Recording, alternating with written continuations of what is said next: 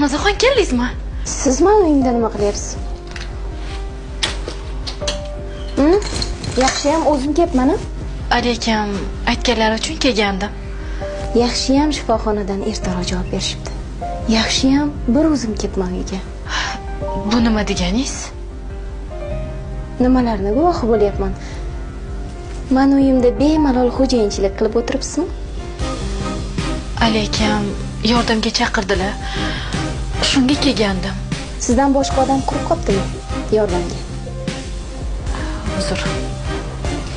Sora opa, meni hayotim bilan yashash sizga yoqib qolganga o'xshaydi. Kechirasiz Shahnoza, menda bunaqa niyatim yo'q.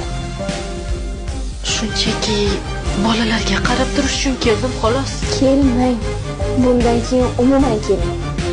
Sizni Ali akam chaqirib, yalinib, o'lib qolsalar ham keling, tushundingizmi?